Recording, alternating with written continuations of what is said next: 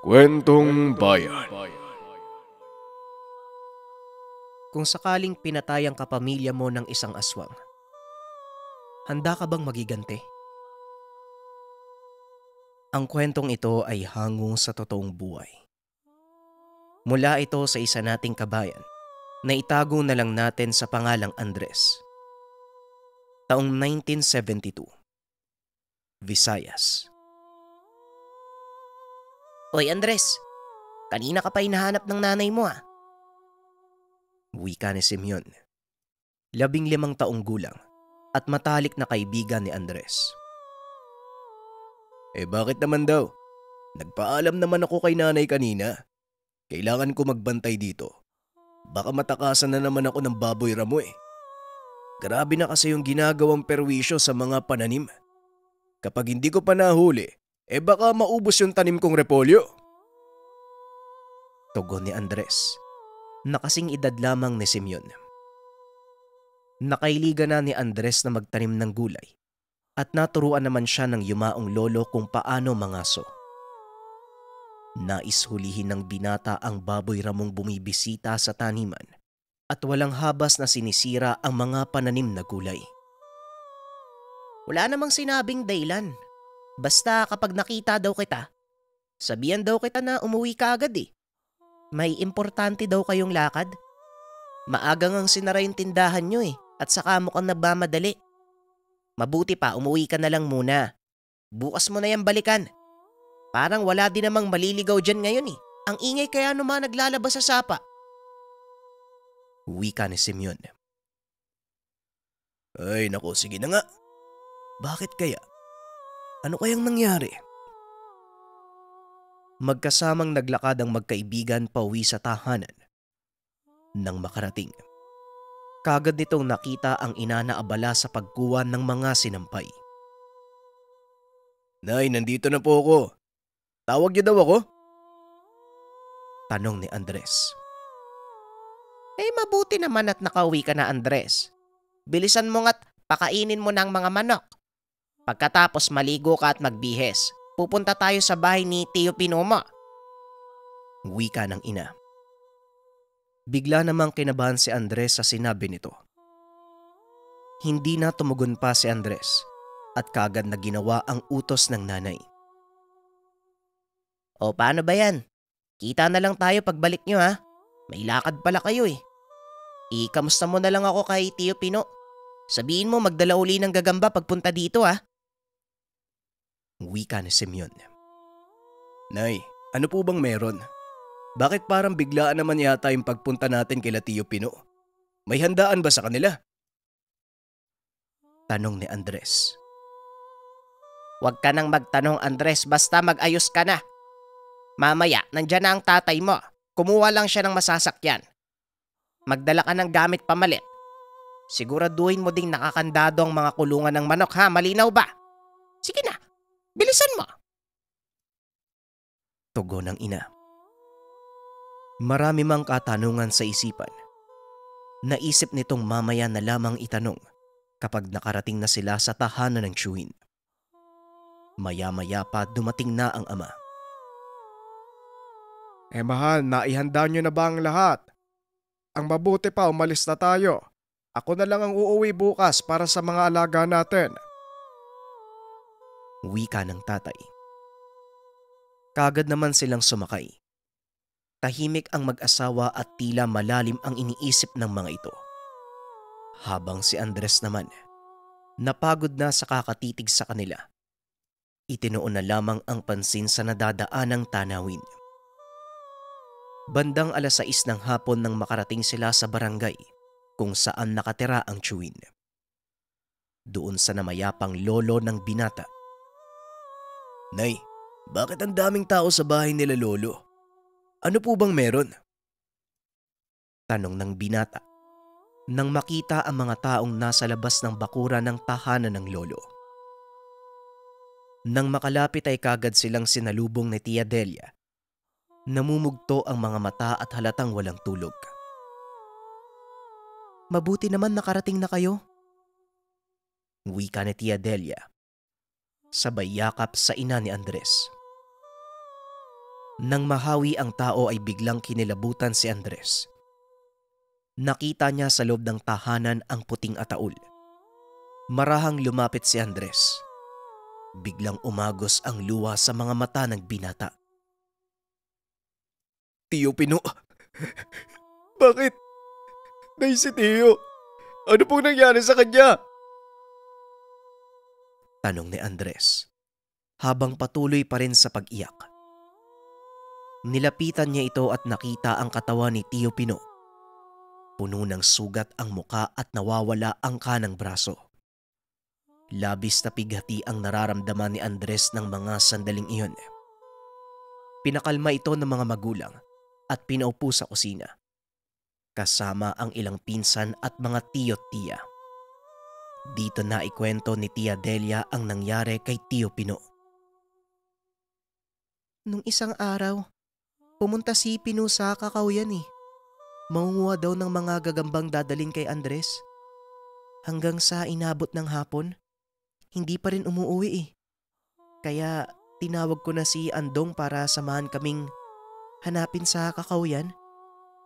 Magdamag naming hinanap si Pino. Katulong pa nga yung mga taga-barangay pero wala eh. Kinaumagahan, doon pa lang namin nakita ang katawan ni Pino. Nakasabit sa puno. Wika ni Tia Delia. Bigla na lang sumingit ang matanda.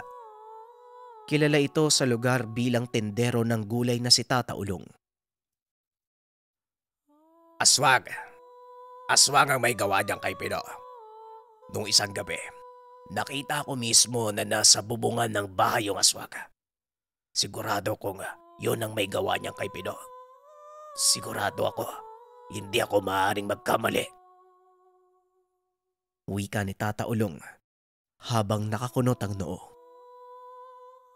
Ayon kay Tia Delia, bago pa man mangyari kay Tio Pino ay ikinikwento na ni Tata Ulong na may aswang itong nakita na gumagala sa barangay. Ngunit walang naniniwala sa matanda. Sinasabing dahil lang sa katandaan, nawawala na ito sa katinoan. Palagay ng mga tao, mabangis na hayop ang bumiktima kay Pino. Tata Ulong, totoo po bang aswang yung pumatay kay Tio Pino? Kung totoo man po yun, paano ko makakaganti sa aswang? Tanong ni Andres. Alam mo, iyo, walang naniniwala sa akin dito eh. Palagay nila, nasisiraan na ako ng bait dahil sa katandaan. Pero malinaw sa isipan ko ang mga nakita ko ng gabing yon. Payat, may mahabang buhok. Nanlilisik pa yung mata ng nilalang nang tignan ako eh. Sigurado akong aswang yon. Hindi si Pino ang huling magiging biktima niya. Kailangan mong maputol ang ulo ng aswang. Pagkatapos sunugin mo kung gusto mong masiguradong patay na. Pero hindi basta-basta napapatay ang aswang iyo. Mailap sila. Hamak na mas malakas sa normal na tao, lalong-lalo na sa kadiliman. Wika ni Tata Ulong. Pero paano po? Kahit umaga po ba nang bibiktima ang mga aswang? At saka, ano po bang pwedeng panlaban? Muling tanong ni Andres. Alam mo, iyo, hindi lang naman sa gabi gumagala ang mga aswang. Kahit sa umaga, kaya nilang kumilos gamit ang kanilang mga panlilinlang. Pero mas malakas talaga sila kapag sumapit na ang dilim. Malaya silang mambiktima. Ayon pa nga sa mga sabi-sabi, mabisang pangontra ang bawang at asin. Hindi din sila tinatabla ng ordinaryong barel, patalim. Kailangan may halong orasyon upang mapatay mo sila. Mahirap maghanap ng ganon, iho. Lalo na kung hindi mo alam kung saan maghanap. Wika ni Tandang Ulong.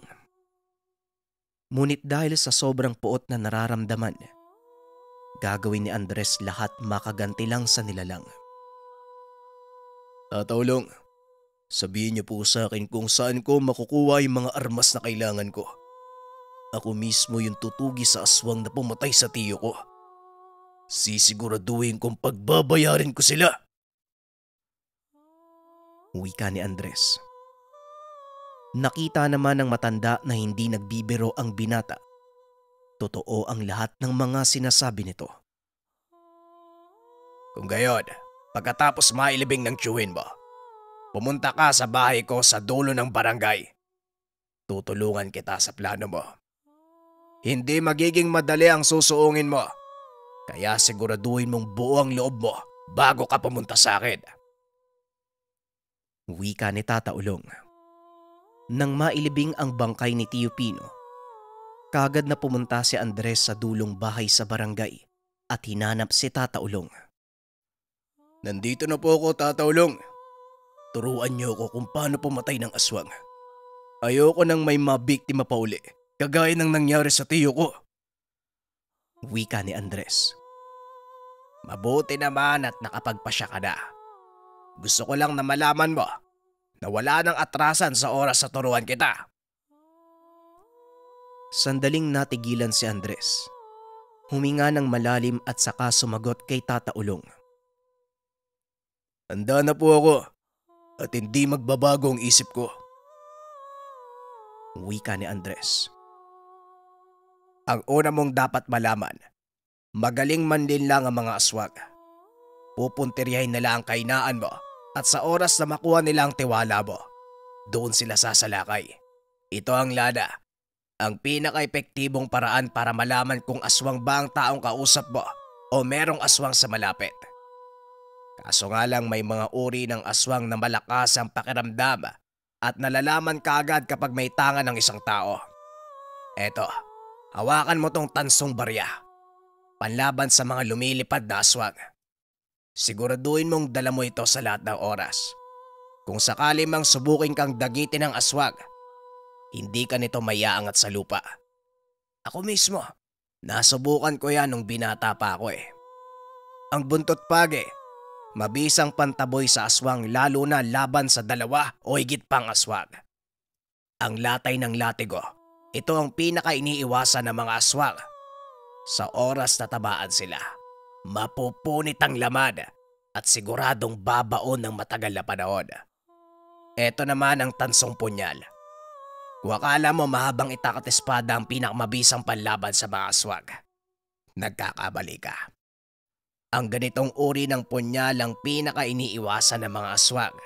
Maaari mo itong itago at mailapit sa mga aswang na hindi nila kagad napapansin. Ang sugat naman na magmumula dito, hindi kayang gamutin ng aswang sa loob ng ilang araw. At kung malala ang tama, mamamatay sila. Ang mga gamit na ito ang kailangan mo kung gusto mong tumugis ng aswang at patayin kung sino man ang pumatay sa tiyuhin mo. Pagpapaliwanag ni Tata Ulong. Hindi inaasahan ni Andres ang malawak na kaalaman ng matanda pagdating sa mga aswang. Tata Ulong, bakit parang ang dami niyo namang alam tungkol sa mga aswang? Eh di ba nagtitinda lang naman kayo ng gulay sa palengke? Saan niyo ba natutunan yan? Tanong ni Andres. Napahima sa balbas ang matanda habang iniisip kung paano ipapaliwanag sa binata ang nakaraan. Sabihin na lang natin na minsan, nangarap akong maging manunugis ng aswang. Pero masyado nang matagal ang panahon na yun eh. Masyado na akong matanda para dito. Tandaan mo Andres, hindi lamang nakasalalay sa mga armas na ito ang tagumpay. Walang silbi ang mga kagamitan kung hindi naman handa ang katawan at isipan mo. Wika ni Tata Ulong. Batid ni Andres na bagamat may mga nalalaman, hindi ito sapat kapag aswang na ang kakarapin. Kaya sinabi ng matanda, kailangan niyang magsanay sa loob ng ilang panahon. Kaagad namang sumang-ayon ng binata. Personal siyang tinuruan ng matanda at isinalin ang karunungan kay Andres. Hanggang sa lumipas ang mga araw, linggo, buwan, mabilis na natapos ang isang taon. Andres, napansin ko ng mga nakaraang buwan, parang masyado ka yatang abala. Saka tignan mo yung katawan mo. Ano bang trabaho mo? Ang laki ng katawan mo ha. Kargador ka? Tanong ni Simeon. Nang maabutan si Andres na nagkakape sa bakuran, napansin ng kaibigan ang pagbabago sa hubog ng katawan ni Andres.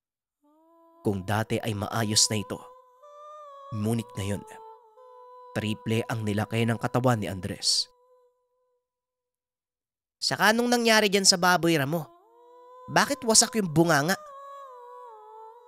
Tanong ni Simeon habang nakaturo sa baboy ramo na nakalagay sa malaking kahoy na lamesa. Kasi, nanlaban. Kaya ayan, inunahan ko na. At saka, grabe ka naman sa kargador. Tugon ni Andres. Kagabi ay naisipan ni Andres na subukan ang bunga ng pagsasanay. Natsyempuhan na nahuli ng bitag ang baboy ramo na matagal nang namemerwisyo sa lugar. Ngunit nakawala ito at sinugod ni Andres.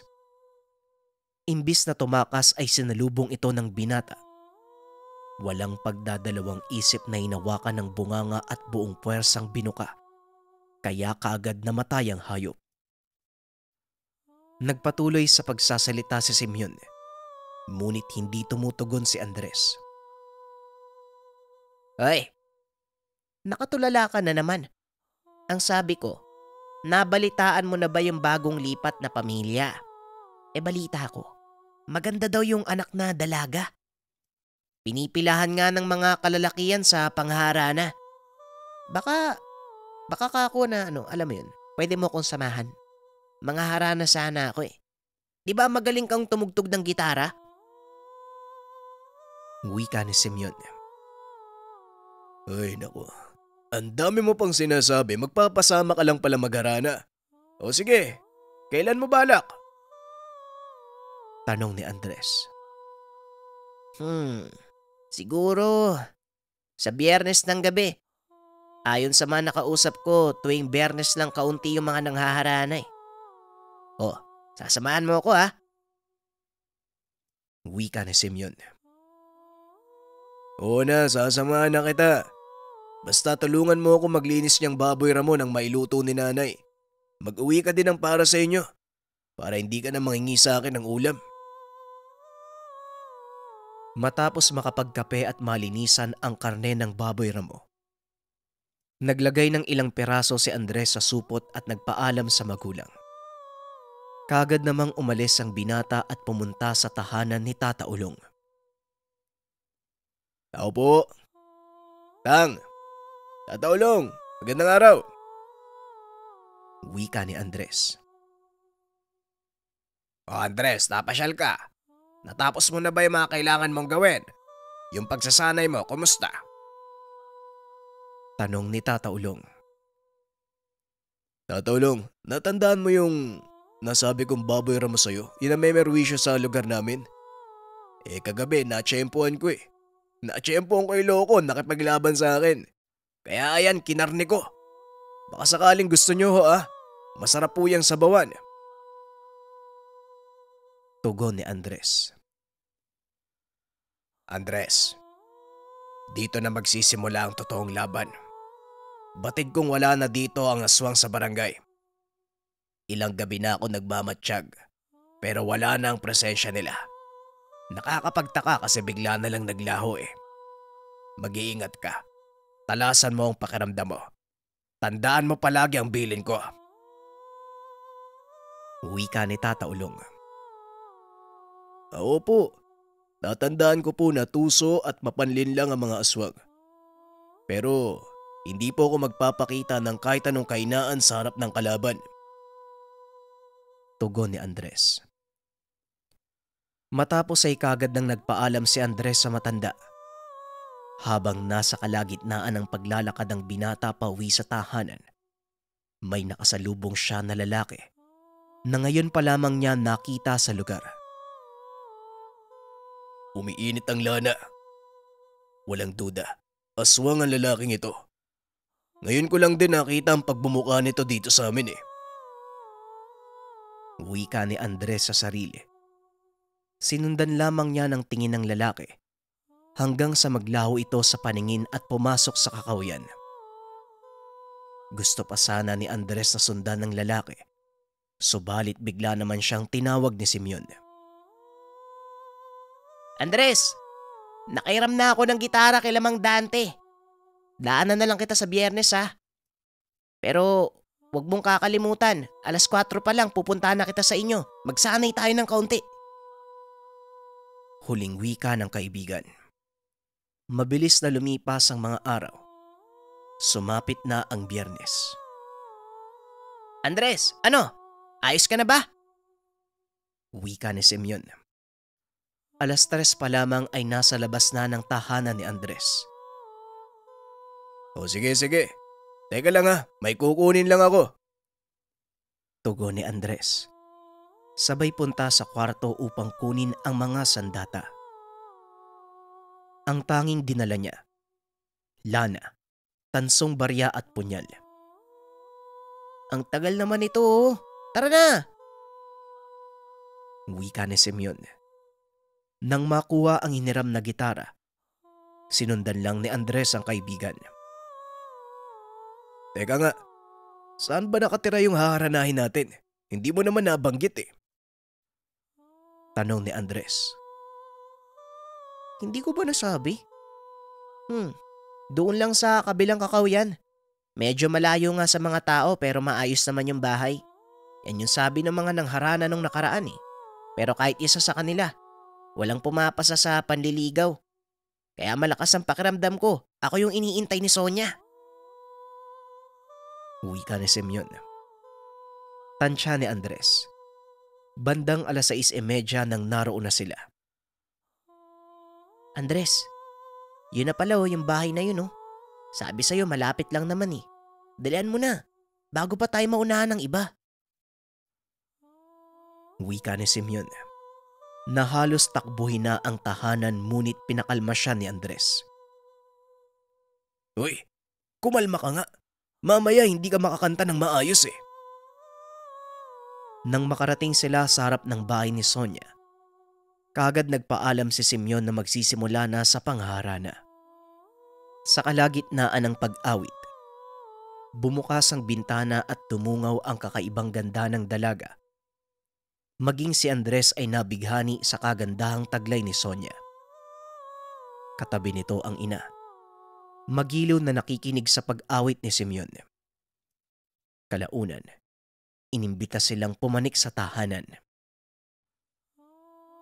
Magandang gabi sa inyo mga binata. Ay sige, pasok. Magkape muna kayo sa loob.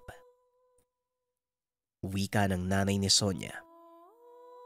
Pagpasok pa lamang nila ng pintuan, biglang dumating yung lalaking nakasalubong ni Andres nung nakaraang araw. Dito na lang po ako sa baba. Aantayin ko na lang po yung kaibigan ko. Sumakit po kasi yung tiyan ko eh. Wika ni Andres. Subalit ang pakay niya ay makapagmatsyag. Naisip niyang alanganin kung pareho silang nasa loob kung sakali mang merong aberya. Nang matapos makipag-usap si Simeon, nagpaalam na ito sa pamilya ni Sonia. Maraming salamat sa pagpunta, Simeon. Sayang naman, hindi namin nakausap yung kaibigan mo. Mahiyain ata eh. Ingat kayo sa daan ha. Madilim na. Wika ni Sonia. Ngumiti naman si Simeon at kagad na pinuntahan ng kaibigan. O ayos na ba? Sinagot ka na? Tanong ni Andres. Sinagot ka dyan. Isang beses pa lang tayo nanghaharana. Pero alam mo Andres, sa tingin ko may gusto sa akin si Sonia eh. Iba kung makatitig sa akin, parang gusto kong kagatin. Tugon ni Simeon. Kaso nga lang, biglang umuga ang puno ng akasya sa harapan. Kasunod ng kakaibang amoy na umaalingasaw sa lugar. Baho naman. Siguro ikaw yun pare no. Kasi di ka umakyat, sumasakit yung tiyan mo. Napakabaho mo. Huwag mo sabihing nadumi ka sa pantalon. Baho talaga. Wika ni Simeon. Tahimik lang si Andres na nakamasid sa paligid. Hoy! Lumabas ka na. Huwag mong sayangin ang oras mo sa pagtatago. Umaalingasaw ang baho mo. Bakit hindi ka magpakita nang magkasubukan tayo? Wika ni Andres. Hoy, sino bang kinakausap mo dyan? Baliw ka na ba? Tanong ni Simeon. Kanina pa tayo sinusundan ng aswang. Hindi mo ba nahalata? Delikado tayo. Sasagot pa sana si Simeon. Subalit biglang may tumalon sa harapan nila. Ang lakas naman ng loob mong manghamon, bata. Sa tingin mo kakayanin mo kami. Huwag ka masyadong magpakumpiyansa. Baka mamaya tumakbo ka sa takot. Wika ng aswang. Simeon, hawakan mo tong dala ko. May asin at bawang. Pangontra sa mga nilalang. Yung tubig sa botelya, kunin mo at ipaligo mo. Bawang ang laman yan para hindi ka nila malapitan. Wika ni Andres. Kagad namang kinuha ni Andres ang punyal. Inusalan ng matataas na uri ng orasyon. Nagulat ang aswang sa ginawa ng binata. Hindi na masama. May tangan ka pala. Tignan natin kung hanggang saan ang yabang mo. Wika ng aswang. Kagad siyang sumunggab. Ngunit mabilis itong naiwasan ni Andres. Sabay saksak ng punyal sa tagiliran ng aswang. Masyado kayatang mabagal kumilos, Manong. Hanggang dyan ka lang ba? Wika ni Andres sa aswang. Dahil dito ay napiko ng nilalang. Inilabas ang malapad na pakpak. Lumipad ito sa itaas. Akmang bubulusok pa sana para atakihin si Andres. Ngunit nababagalan ang binata sa kilos ng aswang. Naiwasan niya ito at kagad na nasa bunutan. Walang pagdadalawang isip na ginilita ng leeg at halos mahiwalay na ang ulo at katawan. Gulat na gulat si Simeon at nang mailawan ang aswang, nakilala niya na ito ang kuya ni Sonia. Saglit na nawala ang konsentrasyon ni Andres. Hindi napansin ang papasugod na isa pang aswang. Nakalmot siya nito sa balikat. Tumila po naman si Simeon dahilan kaya nawalan ito ng malay. Ang lakas ng loob mong patayin ng kuya ko. Pakialamero, hindi magtatagal. Magiging aswang ang lahat ng kalalakihan sa barangay nyo. Lahat ng pumunta sa bahay nayanggaw, maliban sa inyo. Wika ni Sonia. Sinasabi ko na nga ba may kakaiba sa pamilya nyo eh. Huwag kang mag-alala. Pagkatapos ko sa'yo, isusunod ko ang nanay mo. Mga aswang. Peste! Sabihin mo sa akin, kayo ba ang pumatay kay Tio Pino? Tanong ni Andres. Aba malay ko. Sa dami ng nakain namin, hindi ko kilala ang sinasabi mo. Pero kung sa kabilang barangay, isa lang ang nabiktima namin na lalaki doon. Yung isip bata na mahilig sa gagamba. Nakita mo sana kung paano siya nahumaling sa ganda ko bago ko siya patayin. Wika ni Sonia. Hindi nakapagpigil si Andres. Kagad itong sinugod. Nagbuno ang dalawa. Pilit na inililipad ni Sonia si Andres ngunit hindi niya magawa. Hanggang sa nakakuha ng pagkakataon si Andres, pinagsasaksak ito sa likod. Walang nagawa si Sonia kung hindi bitawan si Andres at kagad na dumistansya. Subalit mabilis na kumilos si Andres. Isinabit niya sa aswang ang tansong barya na ginawang kwintas. Bumagsak sa lupa si Sonia at nahirapang makabangon. Sandali lang. Huwag mo kong papatayin, parang awa mo na. Aalis kami sa lugar nyo. Hindi na kami manggugulo. Patakasin mo lang ako. Wika ni Sonia. Subalit kahit nagpalit ito sa anyo ng pagiging maamo, magandang babae, hindi ito pinansin ni Andres dahil nasa harapan niya ang pumaslang sa chewin. Lumuhod ito. Hinawakan ang mukha ni Sonia. Sabay angat at tinitigan sa mata. Ang buong akala ng dalaga ay nalinlang niya ang binata. Subalit bago siya tuluyang makaatake, mabilis na itinarak ni Andres ang punyal sa sentido ng babae. Sabay hugot at mabilis na ginilitan ng leeg. Ang sarap sa pakiramdam.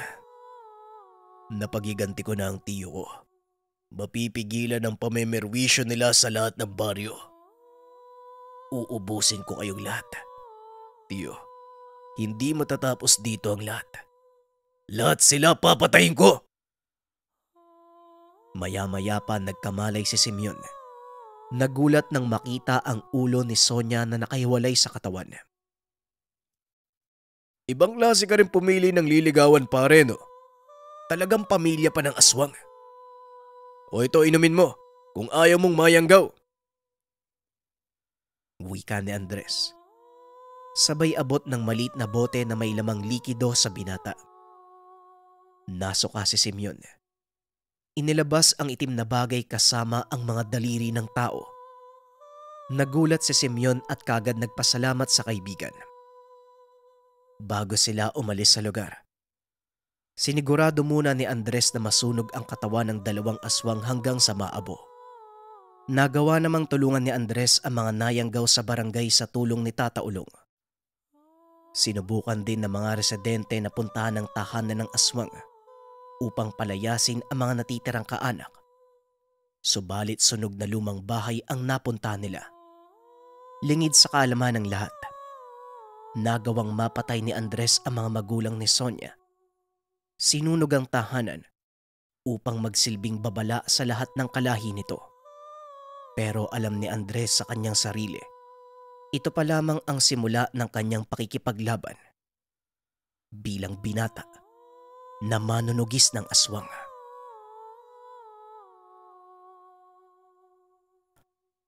Ang kwentong ito ay hango sa totoong buhay. Mula ito sa isa nating kabayan na itago na lang natin sa pangalang Pete. Taong 1973, probinsya ng Sorsogon. Eksaktong 6:00 ng gabi na makarating ang pamilya ni Pete sa probinsya ng Sorsogon. Pagkababa ng sasakyan, diretso nang naglakad ang mga ito papunta sa barangay kung saan pansamantalang maninirahan. Habang naglalakad, panay titig naman si Pete sa mga bahay sa lugar. Dahil ibang-iba na ang itsura nito kumpara sa dating kinagisnan. Samantala hindi naman umabot pa ng 1 oras ang paglalakad ng pamilya at naabot na ang abandonadong tahanan. Dahil matagal nang hindi natitirahan, halos makain na ng mga anay ang lahat ng poste. Nagkalat din ang sapot ng gagamba at alikabok. Kaya kaagad na itong nilinis ni Pete dahil alam niyang pagod ang mag-ina sa mahabang biyahe. Nang matapos malinis at mailatag ang mga dalang sapin at unan, diretso nang nagpahinga ang asawa at anak nito. Habang si Pete naman ay naupo lamang sa may bakuran. Halos matulala naman siya sa pagtitig sa tahanan dahil punong-puno ng masasaya at malulungkot na alaala ang lugar. Ang tahanang iyon ay dating bahay ng mga magulang ni Pete. Simula pagkabata hanggang sa magbinata ay dito siya nanirahan.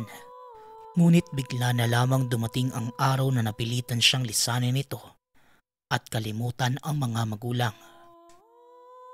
Isa sa pinakamasakit na bahagi ng buhay niya ay ang hindi man lang niya nakita na ibinurol ang mga magulang. Ni masilayan ang huling hininga ng mga ito ay hindi niya nagawa.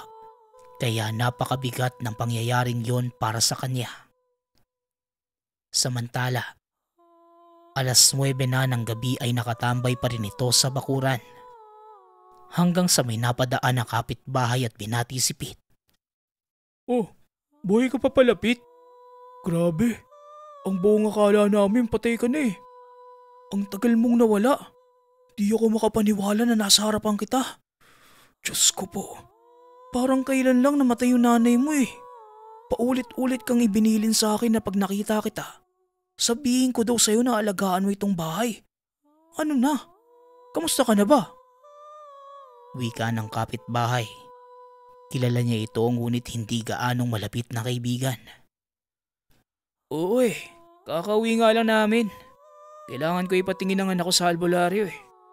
Bata pa lang siya, lapitin na talaga ng mga engkanto. Kaso, mahirap naman maghanap ng magaling na manggagamot doon sa amin. Ikaw ba? May kilala ka ba dito sa atin na dalubhasa? Tugon ni Pete. Kaagad namang tumugon ang kausap at sinabing meron. Nagpasalamat naman si Pete at matapos ang kaunti pang kamustahan. Umuwi na rin ang kausap at pumasok na ng tahanan si Pete dahil lumalalim na ang gabi. Nang sumunod na araw, bandang 6:00 ng umaga kasama ang anak ay binagtas ni Pete ang daan. Sa bawat pagdaan nito sa tahanan ng mga kapitbahay, halos lahat ay napapalingon at nagbubulungan. Hindi man marinig ang mismong lumalabas sa mga bibig. Ngunit batid ni Pete na nagtataka ang mga ito kung bakit malakas at buhay pa siyang bumalik sa lugar. Hindi naman niya pinansin pa ang mga ito dahil ang tanging pakay niya sa lugar ay magamot ang anak. Samantala, dahil kabisado pa rin ni Pete kahit papano ang mga daan, narating niya ang tahanan na nakatayo sa may paanan ng bundok. Malapit lang din sa barangay. Dito niya naabutan ng matandang lalaki na abala sa pagpupunas ng mga santong nakabang sa pintuan. Magandang araw ho. Andito po sana ako para humingi ng tulong. Ipapagamot ko lang sana tong anak ko eh. Wika ni Pete. Napalingon naman ang matanda at pinutuloy sa tahanan ng dalawa. At kaagad nitong hinawakan ang dalawang palad ng bata. Nako iho, kailangan mong sabihin sa akin ang nangyayari sa buhay mo. Pakiramdam ko, naging karugtong ang anak mo ng parusang napataw sa'yo. Tatapatin kita. Mahirap na silang mapaalis lalo pat sanggol pa lamang. Namarkahan na siya ng mga nilalang. Kaya dapat maging tapat ka nang maintindihan ko ang mga nangyayari.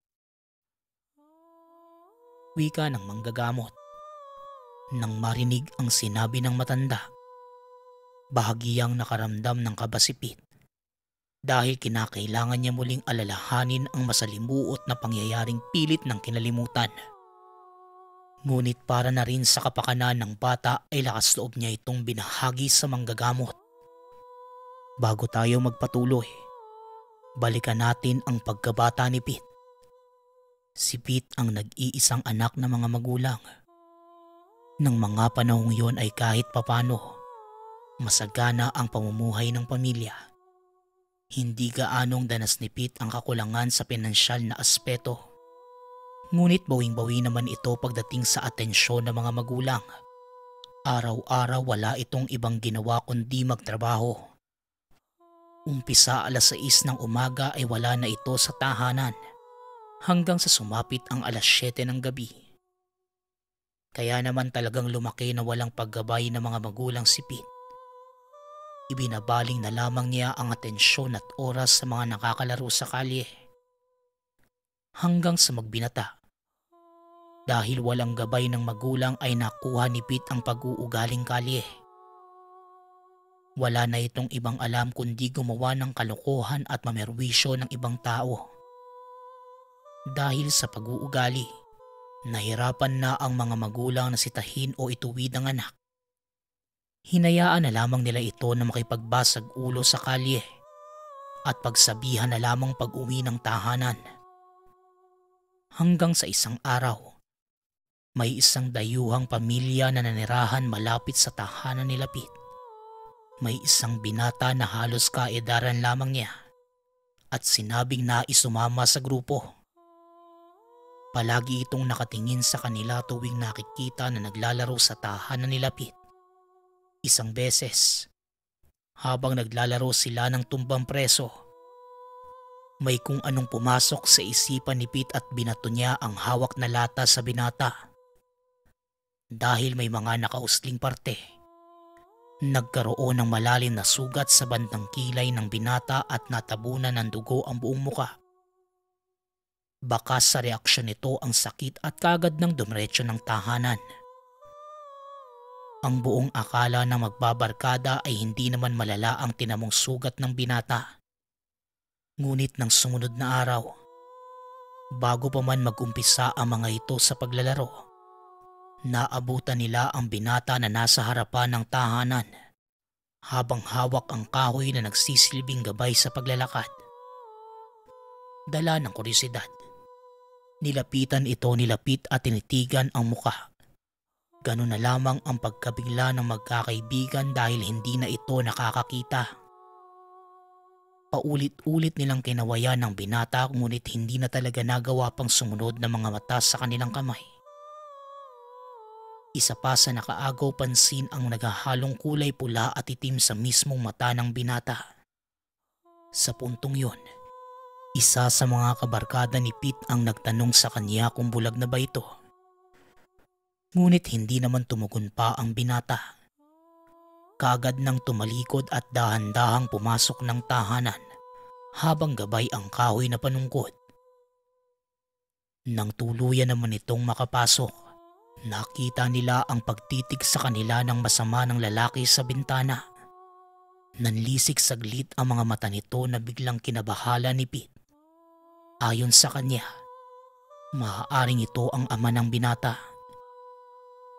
Dahil sa pangyayari kaya nakaramdam ng takot ang mga kabarkada ni Pete. Magmula ng araw na yon ay sa ibang lugar na sila naglalaro at iniiwasan na ang binata.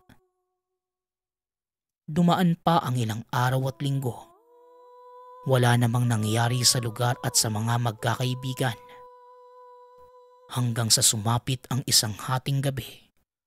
Sa gitna ng napakahimbing na pagtulog ay nagising si Pete nang may paulit-ulit na kumatok sa pintuan. Galit na binuksan ng binata ang pintuan at gano'n na lamang ang pagkabigla. Nang tumambad sa kanya ang pinaghihinalaang ama ng binatang nabulag. Kaagad nitong hinawakan ng napakahigpit ang dalawang braso ni Pete. Dahilan para mapasigaw ng napakalakas ang binata. Paulit-ulit siyang humingi ng tulong sa mga magulang ngunit walang boses na lumalabas sa bibig. Hindi nagtagal, kinaladkad ng lalaki palayo ng tahanan si Pete. Naglakad ang dalawa hanggang sa makarating sa gubat. Maliwanag ang kalangitan ng mga panahong iyon, kaya nakita ni Pete na naroon sila sa gitnang parte ng kagubatan. Namumuo na ang bilog na pawis ni Pete nang makita ang mga kabarkada nakapatiwarik sa puno ng akasya. Buhay pa ito, ngunit halata sa muka ang labis na panghihina. Hindi naman ako masamang tao. Pero ang ayaw ko lang sa lahat, yung naaabuso ang mahal ko sa buhay. Kayo ang nag-umpisa nito. Igaganti ko lang ang anak ko. Wika ng lalaki. Tumayo ito sa ibabaw ng malaking bato at nagpaikot-ikot hanggang sa biglang nag-ibang anyo ang lalaki. Nagkaroon ito ng balahibo. Mapupula ang mga mata at higit sa lahat, nakakatakot ang mahahaba nitong kuko na halos kalahating metro ang haba. Umaangil at halata sa galaw ang galit na nararamdaman. Hindi nakagalaw si Pete sa kinatatayuan. Kitang-kita niya kung papaano kinayod ng nilalang ang tiyan ng mga kaibigan at kinain ang mga nakuhang lamang loob. Binali din ang mga buto. Tanging pag-iyak na lamang ang nagawa ni Pete na mga oras na yun. Hindi na niya malaman ang gagawin. Nakita ni Pete na nakatitig sa kanya ang nilalang habang pinaglalaroan ng labi ng mga kaibigan. Nakita mo ba? Ang mga kaibigan mo ang nagbayad sa ginawa mong kasalanan. Sa ngayon bata, ligtas ka muna. Pero pagbilang ko ng 5, dapat wala ka na sa paningin ko. Wag na wag ka nang babalik pa sa lugar na to. Kung ayaw mong ang mga magulang mo ang parusahan ko sa harap mo. Takbo! Takbo bata, bilis! Wika ng nilalang. Hindi pa man nag-uumpisang magbilang ay kumaripas na ng takbo si Pete. Kahit pa hindi alam ang daan palabas ng gubat. Nagpatuloy lang siya sa pagtakbo hanggang sa makita ang kalsada. Saka siya nahinto at nang maupo sa lupa. Doon lamang napansin na nababalot na ng dugo ang mga paa dahil naiwan niya ang tsinelas habang tumatakbo. Dahil sa takot ay hindi na naramdaman ng binata ang mga bato at matutulis na kahoy na naaapakan makalayo lamang sa nilalang. Sa puntong yun, paulit-ulit na bumabalik sa isipan ni Pete ang sinabi ng nilalang. Kaya kaagad itong nagpasya na hindi na uuwi pa ng tahanan at diretsyo ng lumayo sa lugar. Matyagang nag-abang ng sasakyan ng binata at hindi naman ito nabigo. Nang may huminto sa harapan at pinasakay siya. Sinabi na lamang niya na ibaba siya sa sunod na bayan dahil naroon ang mga magulang. Napakahirap na sa murang edad. Kailangan niya itong gawin bilang pagprotekta sa sarili, pati na rin sa mga magulang. Magmula ng araw na yon hanggang sa sumunod pang panahon, naging palaboy ang binata. Bagamat hindi sanay sa hirap ay nakaya naman niya lahat. Mabuti na lamang ay laking kalye si Pete kaya hindi siya masyadong nahirapan. Samantala, kahit malayo-layo na sa sariling lugar ay hindi naman nawala ang tromang dulot ng nilalang. Gabi-gabi itong binabangungot at nakukonsensya dahil siya ang dahilan kung bakit namatay ang mga kaibigan. Nagbago lang ang lahat nang makilala ni Pete ang asawa na nagpakilala sa kanya sa Diyos. Yun ang buong storya kung bakit biglang nawala si Pete sa lugar at nagugulat ang mga tao na buhay pa ito. Balik tayo sa kasalukuyan. Napatango naman ang manggagamot sa nilahad ni Pete. Ayon dito, naiintindihan na niya ang lahat. Ang nararamdamang sakit ng anak ay parte ng paghihiganti ng nilalang. Dagdag pa ng albularyo, ang ginawang pamamaraan ng nilalang ay ang pinakamabigat at masakit sa lahat. Dahil hindi ito makikita sa katawan ni Pete. Bagkus papadaanin ang lahat sa isipan hanggang sa hindi nakayanin ng pag-iisip at mabaliw siya. Dahil sa sitwasyon, kaagad naman na napatanong si Pete kung ano ang dapat gawin para maalis ang sakit ng anak. Ayon naman sa albularyo, kinakailangan tumuntong muna ng 18 anyos ang bata bago isagawa ang proseso. Para sa kaalaman ng lahat, ang anak ni Pete ay bigla na lamang nawawala sa pag-iisip. Madalas nagwawala at nananakit lalo na tuwing pagsapit ng kabilugan ng buwan. Isa pa sa kinakatakot ng mag-asawa, kumakain ng hilaw na karne ang anak. Isang beses ay napabayaan nilang nakatiwangwang ang karne sa kusina. At naabutan na lamang ang anak na sarap sa pagkain ng hilaw na karne. Dahil sa mga nakita sa anak, hindi nito naiwasan na baka may kinalaman ang nilalang sa nangyari. Kaya naman hindi ito nagdalawang isip na umuwi muna ng probinsya para maipakita ang anak sa albularyo. Muling nagtanong si Pete kung meron pa bang mas madaling paraan para magamot ang anak. Ngunit umiling na lang ang manggagamot at sinabing, Hindi ito ordinaryong sakit, iho.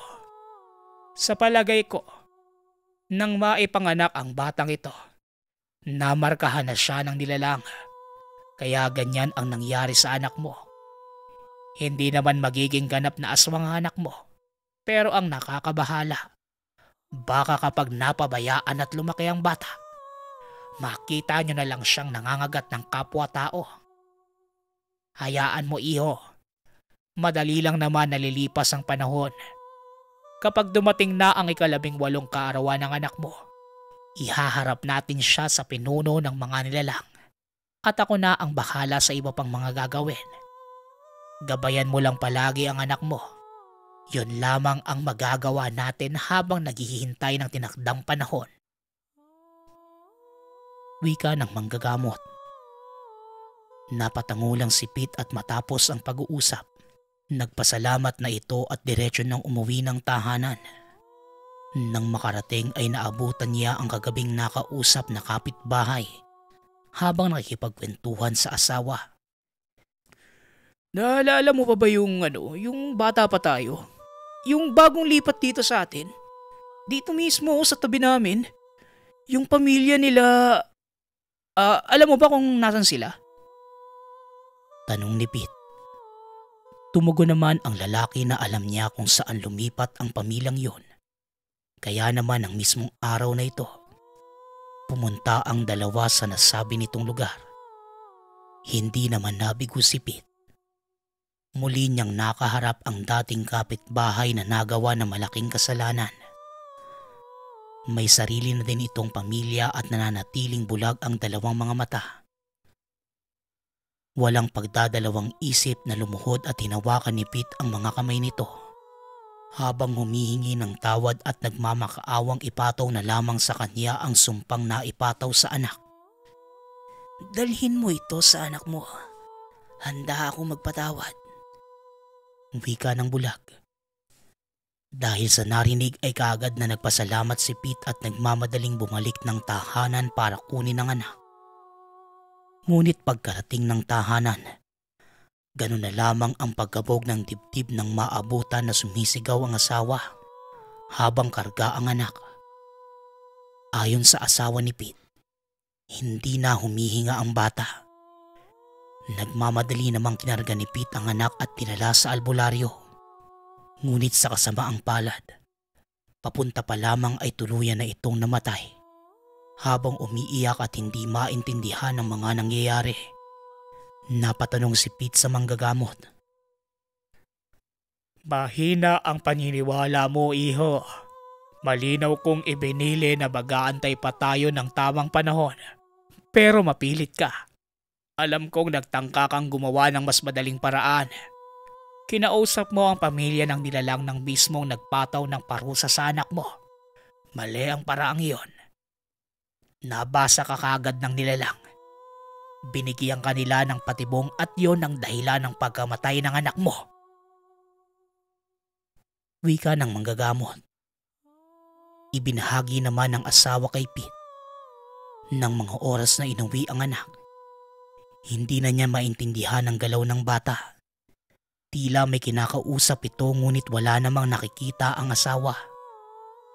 Pagkaalis ni Pete, lumabas ng tahanan ng bata at doon ito unti-unting binawian ng buhay. Sumabat naman ang albularyo. Yun ang pain ng mga nilalang para tuluyan ng makuha ang kaluluwa ng bata. Halos mabaliw si Pete na mga oras na yon. Dinala nila sa morgue ang labi ng bata para mabigyan nito ng maayos na burol. Buong maghapon na nag-antay ang asawa ni Pete. Ganun na lamang ang pagkabigla ng mabalitaan na nagpatiwakal na si Pete. Dahil sa magkakasunod na trahedya, magmula noon hanggang sa kasalukuyan ay mag-isang namumuhay ang asawa ni Pete. Tuwing naaalala ang mag-ama, tumutulo na lamang ang mga luha nito. Samantala sa tuwing nakaupo sa harap ng puntod ng asawa, napapabulong na lamang siya sa hangin na sana hindi na lang ginawa ni Pete ang pagpulag sa anak ng aswang. Kwentong Bayan.